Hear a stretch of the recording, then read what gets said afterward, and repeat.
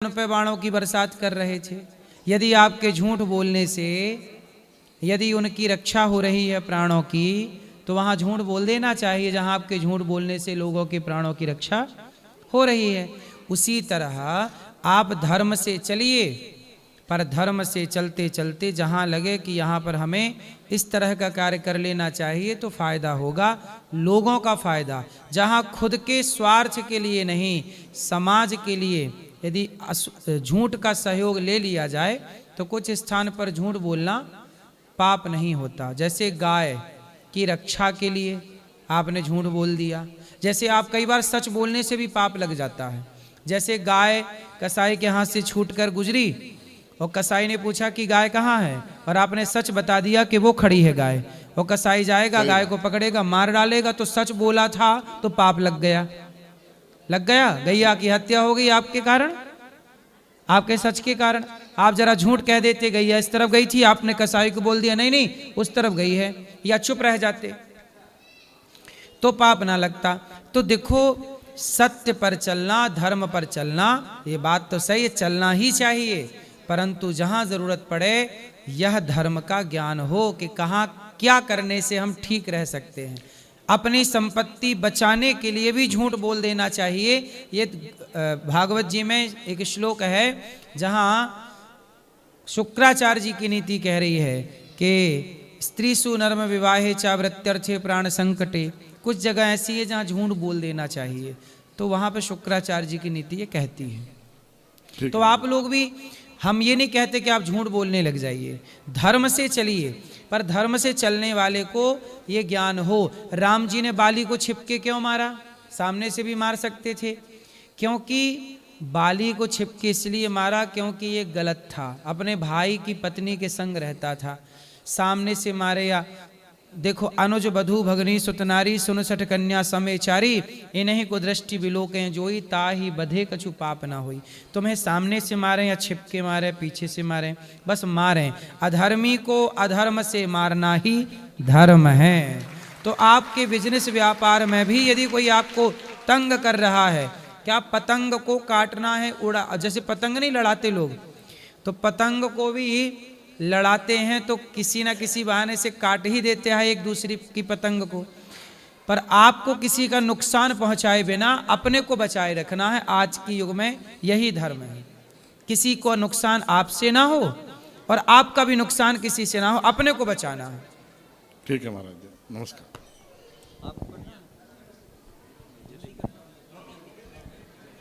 जी गुरुदेव, आपके चरणों में मेरा कोटि कोटि प्रणाम। पहले तो मैं आपसे क्षमा चाहता हूँ, इसलिए क्षमा चाहता हूँ क्यों आज जो धर्म की हम बात कर रहे हैं, मेरा प्रश्न छोटा सा है कि मेरा पहले जीवित रहना जरूरी है या मेरा धर्म का रहना जरूरी है?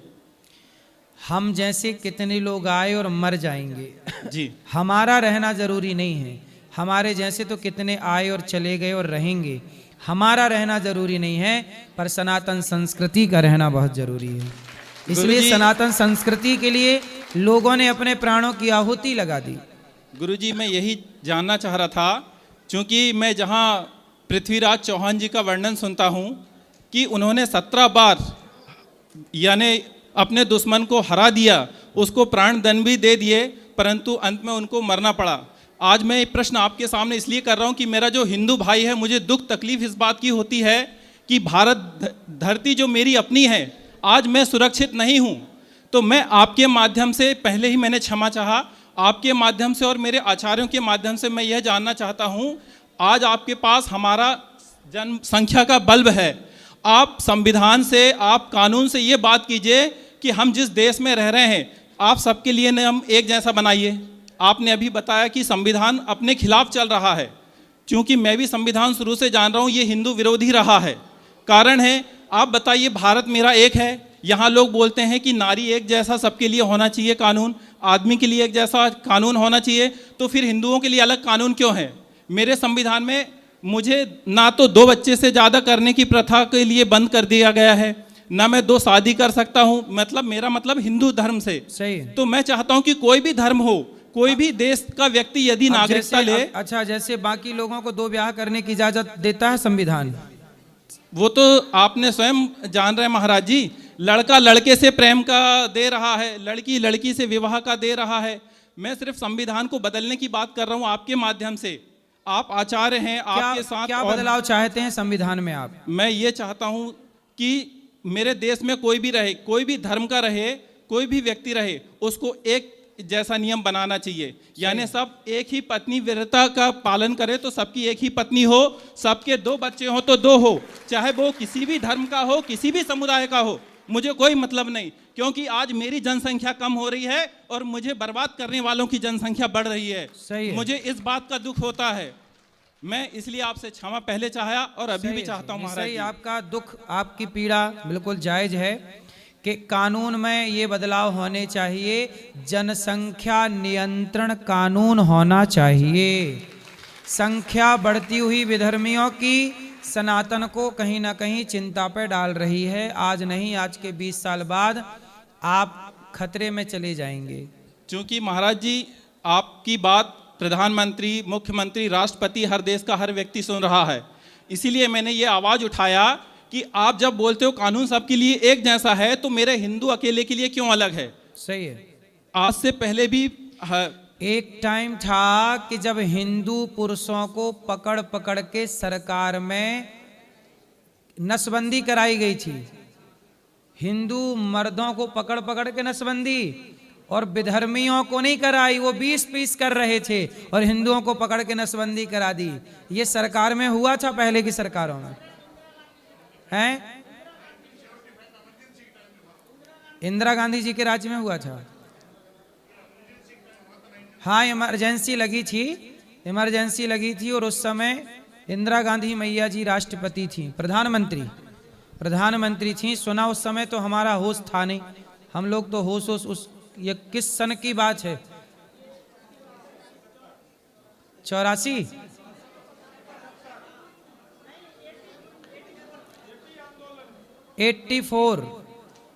84 उस समय हमारा जन्म नहीं हुआ था। 75 चलो 75 उस समय भी हमारा जन्म नहीं हुआ रहा। तो देखो, मैंने सुना है बुजुर्गों से कि हमारे देश में हिंदू पुरुषों को पकड़ के क्या करा दिया? नसबंदी करा दी, और विधर्मियों के 20-20 बच्चे हो गए। उसी के कारण भारत में हिंदू की जनसंख्या घटी है और विधर्मियों की तेजी से बढ़ गई। ये जिम्मेदार सरकार थी। सरकार हिंदुओं के पक्ष की नहीं थी, वो जो हिंदुओं को नसबंदी की आग में झोंक रही थी। गुरुदेव महाराज, इसलिए आपकी चिंता जायज है और हम सब हिंदुओं को अब एकजुट होके और ये बात कहनी चाहिए कि देश में जनसंख्या नियंत्रण कानून बिल आना चाहिए, कंट्रोल हो इस बढ़ती हुई आबादी पे। गुरुदेव महाराज, इसलिए मैंने आपसे पहले क्षमा चाहा और आपसे निवेदन चाहूंगा कि जो भी हमारे मुख्यमंत्री, प्रधानमंत्री के लिए खड़े होते हैं, सांसद, विधायक खड़े होते हैं, ये हम सबकी जिम्मेदारी है। ये हम सबकी जिम्मेदारी कि उनको घर पे आते हैं तो कसम खिलाया करो कि तुम एक देश की बात करोगे, एक राष्ट्र की बात करोगे, तो नियम सबके लिए एक जैसे बनाओगे तो मेरे घर पे आना, और नहीं तो यहीं से निकल जाना। तो मैं आपसे हाथ जोड़ के पुनः क्षमा चाहूंगा गुरुदेव महाराज। सही है, सही। खुश रहिए। हिंदू कम से कम अब ऐसे हो गए हैं कि कम से कम अपने अधिकार की बात तो करने लग गए, वरना अभी तो 60 सालों तक हिंदू ने अपनी बात ही नहीं कही। अब तो कथाएं सुन सुन के हिंदू अब जाग रहा है। राधे राधे गुरुजी। राधे राधे बेटा। आपके चरणों में मेरा कोटि कोटि नमन। गुरुजी, मैं पिछली बार भी आया था और मैं आपको अभी एक ड्राइंग देने जाता हूँ। अभी आ सकता हूँ? हाँ दे दो। अभी आ जाओ स्टेज पे। आ जाओ। आ रहा हूँ गुरुजी। थैंक। राधे गुरुजी जी। मेरा एक सवाल है कि एकादशी को चावल क्यों नहीं खाना चाहिए? हैं? एकादशी को चावल क्यों नहीं खाना चाहिए? क्योंकि एकादशी के दिन पापों का वास चावल में होता है, अन्न में। पाप कहाँ वास करते हैं? अन्न में। इसलिए जब पाप अन्न में वास करते हैं और आपने एकादशी को ग्रहण कर लिया अन्न, तो वह पाप आपके भीतर प्रवेश कर जाते हैं। इसलिए एकादशी के दिन फल खाना चाहिए। ठीक है, राधे राधे गुरुजी। गुरुदेव राधे राधे, आप चरण में कोटि कोटि प्रणाम। जी जी, मुझे ये प्रश्न करना है कि जैसे मैं नाम जप करता हूँ, हाँ, लेकिन वो मेरा निरंतर स्थिति में चल नहीं पाता है। 1 या 2-4 दिन करेंगे, उसके बाद वो छूट जाता है। तो क्या ऐसा करें जो निरंतर स्थिति में चल पाए? निरंतर सत्संग करिए, निरंतर भगवत चिंतन करिए, सब बढ़िया होगा। जी, खुश रहिए। और महाराज जी एक क्वेश्चन और है कि मैं जी कि एकादशी मैं जैसे रहता हूँ और एक साल में जैसे कोई भी एकादशी छूट गई तो उससे मुझे कोई अपराध तो नहीं कोई लगता? अपराध नहीं है, कोई ठीक है, अपराध राधे राधे गुरुजी। परम पूजनीय गुरुजी महाराज, आपके चरणों में सादर प्रणाम। खुश रहिए। मैं आपके चरण कमल में अपनी श्रद्धा और विश्वास लेकर आया हूँ। मेरा प्रश्न ये है कि मेरे मन में ज़्यादा ही चंचलता और मन अजीब अजीब बात, सब पूजा करने वक्त भी मन एकत्र नहीं रहता है, कहीं कहीं मन भागता रहता है। अब फिर मैं कहते हैं कि भगवान बोले हैं कि मन को शांत रखो, गलती होता है तो कृष्ण जी आप समझो। ये मन को शांत करने के लिए, चंचलता मन रखने के लिए, चिड़चिड़ाहटपन, गुस्सा, घबराहट, ये सब क्यों होता है? पहला क्वेश्चन ये। दूसरा है कि हमसे जानकर या अनजान में किसी प्रकार की गलती या पाप जो हो चुका है हमसे, इसका माफ़ करने का या कोई किसी तरह का तरीका है जो मंत्र जपने से या किसी समाधान हो सके? पाप यदि हो गए हैं तो एक काम आप कर सकते हैं, सन्मुख हों ही जीव मोहि जबहि, जन्म कोटि अघनासहि तबहि। यदि आपने अपने आप को भगवान के हवाले कर दिया, भगवान के चरणों में समर्पण कर दिया, तो निश्चित आप पाप से मुक्त हो जाएंगे। यदि आपने आत्म समर्पण नहीं किया तो जो पाप आपने किए हैं वो आपको अवश्यमेव भोक्तव्यम, वो भोगने पड़ेंगे। इसलिए शरणागति, हे प्रभु हम आपके हैं, आत्मसमर्पण भगवान के बन करके रहो। किसके बन के रहोगे? भगवान को बस, और भगवान का सदा स्मरण करते हुए काम करिए, जिम्मेदारियां पूरी कीजिए।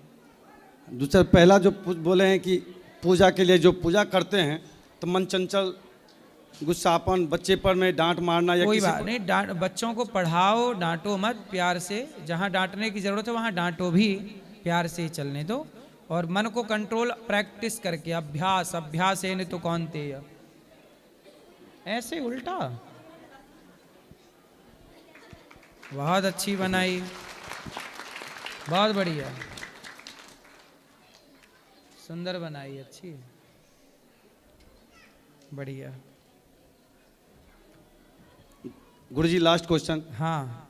कि मैं जब मंत्र जपता हूँ तो कभी शंकर जी का मंत्र जपता हूँ, कभी गणेश जी का मंत्र जपता हूँ, कभी दुर्गा जी का मंत्र जपता हूँ, फिर राधा कृष्ण का मंत्र जपता हूँ। हर एक माला या 10-10 बार, 11-11 बार करता हूँ। मन में होता है कि ये मंत्र छोड़ दूंगा तो ये भगवान नाराज हो जाएंगे, ये मंत्र कहूँगा तो हो सकता है कि शंकर जी नाराज हो जाएंगे। नहीं, नाराज नहीं होते भगवान, भगवान नाराज नहीं होते कभी। पूतना तो जहर पिलाने आई थी, जहर पिलाने वाली पर भी नाराज नहीं हुए। शिशुपाल रोज 100 गालियां देता था, 100 गालियां देने वाले पर भी नाराज नहीं हुए। शंकर जी के ससुर जी ने भरी सभा में अपमान किया था, अपमान करने वाले ससुर पर भी नाराज नहीं हुए। भगवान आपकी गलती, अपराध नहीं, आप में कोई एक गुण होता है वो देखते हैं भगवान, अपराध नहीं देखते। मारने वाली पूतना को तार दिया, गाली देने वाले शिशुपाल को तार दिया, न जाने कौन से गुण पर दया निधि रीझ जाते हैं, इसलिए उन्हें भगवान कहते हैं। वो करुणा के सागर हैं। प्रणाम गुरु जी। भारत माता की जय हो। इसलिए भगवान को कहते हैं तू प्यार का सागर है, तेरी एक बूंद के प्यासे हम। भगवान प्यार के सागर हैं। जी गुरुजी राधे राधे, आपके चरणों में कोटि कोटि प्रणाम। जी। गुरुजी जब मैं माला करता हूँ तो मेरा ध्यान ना भटकता है गुरुजी, तो ऐसा कोई अपराध तो नहीं बन जाता है गुरुजी? मन भटकने दो, क्या है, मन को करोड़ों जन्मों से भटकने की आदत हो गई है जी। आज उसे कंट्रोल आप करना चाह रहे हैं, इतने जल्दी भी तो कंट्रोल नहीं होगा ना। जी, जी। पर आप लगे रहिए, करते रहिए चिंतन। एक आज मन को भटकने दीजिए, फिर भी भगवान का चिंतन करिए, करते रहिए, करते रहिए। एक दिन आपका मन आपके कंट्रोल में आ जी जाएगा। प्रणाम। गुरुजी जय श्रीमन नारायण। गीता दासी का आपके चरणों में कोटि कोटि प्रणाम। जी दो पंक्ति दोहा के बोल सकती हूँ गुरुजी? बोलो। बार बार वंदना करो, धरऊँ चरण पर शीस, ज्ञान बुद्धि मुझे दीजिए परम पिता जगदीश। ज्ञान न जानू ध्यान गुरु कृपा मिलती रहे, दे दिया अभय वरदान। जय श्री नारायण। प्रणाम गुरुजी। जी राधे राधे। जी। गुरुजी, मेरा ये कहना था कि मैं किसी भी अननोन पर्सन पे ट्रस्ट कर लेता हूँ और वो मेरे साथ छल कर जाते हैं। ऐसे करते करते मैंने कई बार ठगा चुका हूँ। क्या गुरुजी इसके लिए तो किसने मुझे ठग लिया आपको? ऐसा मुझे 2-3 पर्सन से ऐसा हो गया जहाँ पे कौन मेरा है वो महापुरुष जिन्होंने आपको ठगा? मैंने एक टेंडर डाला था रेलवे कंस्ट्रक्शन वाला, उनके साथ मैंने पार्टनरी किया था और मैंने उनको पैसा दिया और उन्होंने रेलवे वालों को? जी, रेलवे कंस्ट्रक्शन में। जी, तो रेलवे जो सरकारी लोग हैं तो वो सब- कंस्ट्रक्शन का काम किसी ने लेता है ना। अच्छा, कॉन्ट्रैक्ट। जी, तो पेटी कंट्रैक्टर था, उसको मैंने पैसा दिया समथिंग 3-3.5 लाख रुपया। उन्होंने मेरा पैसा जो जैसे आया वो कहीं और निकल गया, मेरा पैसा अभी तक एक पैसा नहीं मिला गुरुजी। तो आप काहे यहाँ से पैसे बांटते हो? अपना काम करो, खुद का बिजनेस करो, अपने बल पे करो।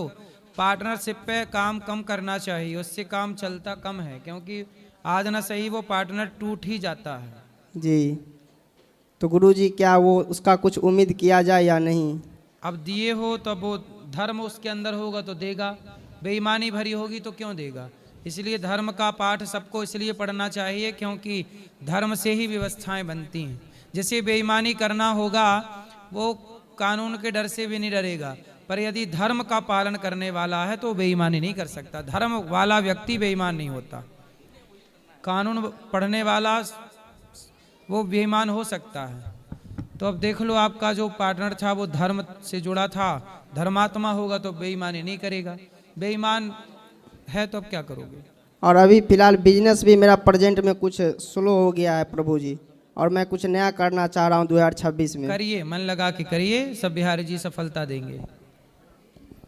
राधे राधे गुरु जी। जी, आपके चरणों में मेरा कोटि कोटि नमन प्रणाम। अच्छा, ये फोटो आपको चाहिए, ये लो। खुश रहिए, बिल्कुल बिल्कुल खुश रहिए, सुखी रहिए।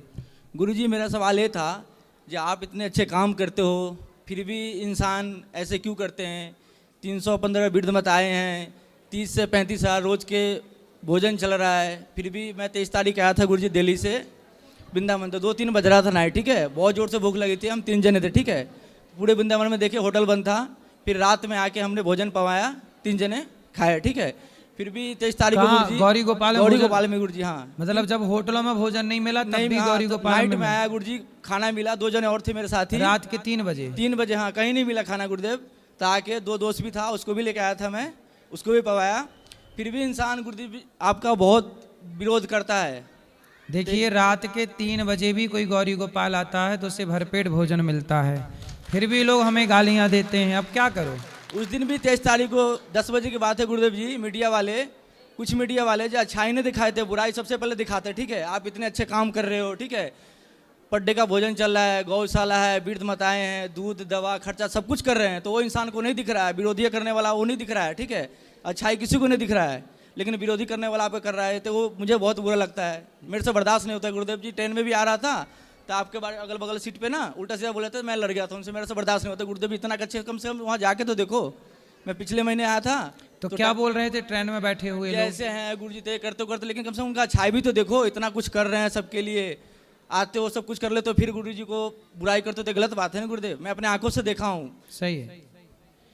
अब देखो, बुराई ही किसी को करनी है, ये उनका कोई दोष नहीं है, बुराई देखने के संस्कार ही उनके हैं। बट गुरु जी, आप तो इतना अच्छे काम करते हो, वो इंसान को अच्छा 3 घंटे के सत्संग में 30 सेकंड के रील उनको दिखता है, ठीक है, हाँ। बट जो अच्छे काम कर रहे हैं, मेरे बिहार में, मैं बिहार से हूँ, दिल्ली में जॉब करता हूँ, ठीक है, हमारी माँ जितने भी है सब सुनता आपकी कथा, माँ तो खास करके मेरी बहुत सुनती है आपका, ठीक है, बट कम से कम अच्छाई भी तो देखा करो ना, बुराई तो हर किसी को दिखता है। मैं उस दिन 3 बजे रात में, झूठ नहीं बोलूँगा, वृंदावन धाम में हूँ, जो कहीं खाना नहीं मिला, 2 जने को और पवाया, 3 बजे रात की बात बता रहा हूँ, 24 घंटा, बहुत दिल खुश हुआ गुरु जी, बहुत भूख लगा हुआ था। 24 घंटे भोजन चलता है यहाँ।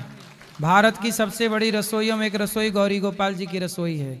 अन्नदान कितना बड़ा दान है, कितना बड़ा पुण्य। अब देखो, रात के 2 बजे बच्चा बता रहा, 3 बजे बहुत भूख लगी थी, होटल बंद हो चुकी थी, कहीं भोजन नहीं। गौरी गोपाल ऐसा है कि यहाँ दरवाजा ही नहीं है, चाहे दिन के 2 बजे आओ, रात के 2 बजे आओ, यहाँ दरवाजा ही नहीं है, भोजन करो प्रेम से। बट राधा रानी से गुरुजी दुआ करूंगा आपके लिए, मेरी उम्र भी लग जाए 100 नहीं साल।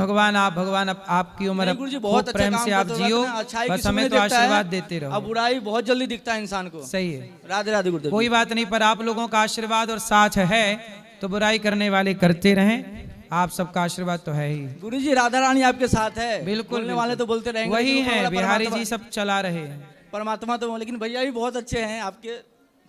जी। राधे राधे गुरुदेव। खुश रहिए। गुरुजी, मैं आपको बेटा कह सकती हूँ? हाँ मैया, मैं आपका बेटा। गुरुजी, मेरे बड़े लड़के का भी नाम अन्नू है। अन्नू? हाँ जी। मेरा भी नाम अन्नू है बचपन का। मेरा आदमी चले गए थे घर से, मैं बहुत परेशान हो गई थी। 8-8 दिन मेरे बच्चे भूखे रहते थे। मैं इन भाभी के साथ आई हूँ, ये लाई है, मेरे को पहली बार आई हूँ गुरुजी। मेरे को आपसे मिलने की बड़ी लगन हो रही थी, बहुत ज़्यादा। आप दिल्ली में आए थे, हम दिल्ली में गए, आप एक दिन पहले चले गए थे वहाँ से। हम तो अपना पूरा काम करके आए हाँ, होंगे। कीर्तन करके चले गए थे। हाँ। फिर हम 30 तारीख को गए थे, आप नहीं मिले। हम 12 बजे घर पहुँचे जल्दी जल्दी। यहाँ के लिए भी गुरुजी मेरे को बहुत लगन हो रही है आपसे। कोई प्रश्न है आपका मैया? बस ये है कि छोटे लड़के की शादी हो जाए मेरे। कितना बड़ा है लड़का? वो 34 साल का है गुरुजी। 34? हाँ जी, थोड़ा आपकी भागवत सुनती हूँ ना, देखती हूँ फोन के अंदर, तो थोड़े रिश्ते आने लगे, मेरे दिल को तसल्ली हो गई, पर फिर बंद हो गए रिश्ते आने। तो कथा देखती रहो तो आते रहेंगे। गुरुजी बस आपकी कृपा से छोटे लड़के की शादी हो जाए बेटा। और बस। बड़े की हो गई? हाँ, बड़े की हो गई, एक लड़की है, लड़की की भी हो गई, उस पे भी लड़की है, दोनों बच्चों की हो गई है। ये छोटा है गुरु। तो छोटा वाला 34 साल का है? हाँ जी। तो मैया ये क्या करता है 34 साल वाला? वो पंसारी की कंपनी में लिमिटेड है, पंसारी की कंपनी, ऑल इंडिया में काम फैल रहा है उसका, वो सुपरवाइजर है। तो हो जाएगी शादी, चिंता ना करना। बस आप ऐसी कृपा करो उसकी शादी जल्दी से हो जाए गुरुजी। हो जाएगी, हो जाएगी। बस आप ऐसा आशीर्वाद दो जल्दी से हो जाए। होगी होगी, चिंता ना करना। धन्यवाद गुरुजी। खुश रहिए। राधे आजकल राधे बहुएं गुरुजी। नहीं मिलती काहे? कितने लड़के बेचारे कुंवारे भटक रहे हैं, हैं? आज ना राधे राधे गुरुजी। जी। गुरुजी, हम आज ही आए हैं। कल मेरी बच्ची अनाया शर्मा का जन्मदिन है, तो मैं चाहती हूँ कि आप इसे आशीर्वाद दें मेरी बच्ची को। खुश रहिए। गुरुजी, मैं स्टेज पे अपनी बच्ची को भेजना चाहती हूँ आपके पास। हाँ, हमने सोचा नहीं था कि आपके लाइव दर्शन करेंगे आज, कभी नहीं सोचा था। कोई प्रश्न है? जी नहीं गुरुजी, प्रश्न नहीं है, बस मेरी बच्ची को आशीर्वाद दीजिए प्लीज। आशीर्वाद, सुखी रहिए। इसको वहाँ जाना। अभी मिलेंगे, हम ऊपर मिलेंगे सबको आराम से। मैडम, बीबी कब से हो गई? सीता माँ तुम्हारी धर्म पत्नी, राम जी आपके बहनोई हैं। सही है, सही है। मिथिला नगरिया निहाल सखियाँ, चारों दुल्हा में बड़का कमाल सखियाँ। गुरुजी राधे राधे। जी। गुरुजी, मैं हल्द्वानी नैनीताल से आई हूँ। मैं सिर्फ एक बात पूछना चाहती हूँ। हमारा देश सर्वधर्म अपनाता है, सब धर्मों को मानता है। अगर हम अपने त्यौहार मनाते हैं तो सब अपने मन से मनाते हैं, किसी का किसी पे जोर ज़बरदस्ती नहीं होती है। तो अगर हमारे और धर्मों के त्यौहार मनाए जाते हैं तो क्या उस जगह पे जाकर तोड़ फोड़ करना, मार पीट करना, उनके त्यौहार को बिगाड़ देना, हमारा हिंदू धर्म इस बात की मतलब आज्ञा देता है या नहीं? मैं सिर्फ ये विचार जानना चाहती हूँ आपके। ऐसा है, हिंदू जो है ना जी, वो कभी किसी का बिगाड़ना नहीं चाहता। जी। जब हिंदुओं की राम जी की यात्रा निकलती है राम नवमी को, तो भारत में हिंदुओं की यात्रा में कितने लोग, विधर्मी लोग पत्थर फेंकते हैं। जी। तो जब आप हमारी यात्रा को बिगाड़ेंगे, जब आप हमें मारेंगे, तो क्या करें? हम चुपचाप आपकी मार खाते रहें कि हम भी कुछ 2-4 मारने का प्रयास करें? आपके हिसाब से क्या करना चाहिए? मार खाते रहें कि हम भी हाथ पांव चलाएं। नहीं, मेरा तो ये कहना है कि हमें ईंट का जवाब पत्थर से देना चाहिए। हाँ, लेकिन इसलिए हिंदू किसी को मारता नहीं है, किसी को छेड़ता नहीं है, पर हिंदुओं को यदि छेड़ा जाएगा तो फिर हिंदू छोड़ेगा भी नहीं। जी बिल्कुल नहीं। जिन मोही मारा, जिन मोही मारा ते मैं मारे, मुझे जो मारेगा मैं उसे मारूंगा। ये सिद्धांत होना चाहिए। ये हनुमान जी का सिद्धांत है। रावण ने पूछा बंदर तूने हमारे राक्षसों को क्यों मारा? हनुमान जी बोले मैंने नहीं मारा, जिन जिन ने मुझे मारा उन्होंने को मैंने मारा। गुरुजी मेरा कहना ये है ना, जिस समय हमारे ऊपर अत्याचार होता है हमको उसी समय उनका जवाब देना चाहिए। जरूरी है, चाहे वो हिंदू हो, मुस्लिम हो, सिख हो, ईसाई हो, कोई भी हो, और ईंट का जवाब पत्थर से देना चाहिए। आप लोगों को अब झांसी की रानी बनना चाहिए। जी बिल्कुल, और मैं हूँ भी झांसी की रानी। मैं कोई भी गलत विचार या बात किसी की बर्दाश्त नहीं करती हूँ। मुसलमान है तो वो उस हिसाब से झेला जाएगा और मारा जाएगा, काटा जाएगा, और चाहे वो कोई भी धर्म का हो, गलत को गलत ही कहना चाहिए और सही को सही कहना चाहिए। बिल्कुल, बिल्कुल। बस मेरे ये विचार है गुरुजी। जैसे सबसे पहले आपने क्या बोला कि भारत में सर्वधर्म है। जी हाँ। सर्वधर्म नहीं होता, धर्म केवल सनातन है, बाकी धर्म नहीं है, बाकी तो मजहब पंथ है। धर्म तो केवल सनातन है जी, बाकी धर्म नहीं। हम लोग हिंदू हैं तो हमें उसका प्रमाण देने की आवश्यकता नहीं है, क्योंकि हमारे लिए सारे मंदिर, हमारे सारे देवी देवता और आप सब बराबर है ना। हाँ, बिल्कुल। हमारे यहाँ शंकर जी, राम जी, दुर्गा जी, हनुमान जी कोई अलग थोड़ी हैं, सब एक हैं। हम सनातनी एक होकर के अपने दुश्मन को पहचाने और अपने दुश्मन को, अभी हिंदू एक दलित हिंदू को अभी बांग्लादेश में जिंदा जला दिया, जिंदा मार डाला। और भारत का अब देखो, किसी मुसलमान को जरा खरोंच भी आ जाए तो हिंदू, कुछ भारत में कुछ लोग कैसे टूट पड़ते हैं, बोलते हैं, और हिंदू के ऊपर अत्याचार हुआ किसी ने कुछ नहीं बोला। हाँ, और इस हिंदू मर रहा है, कट रहा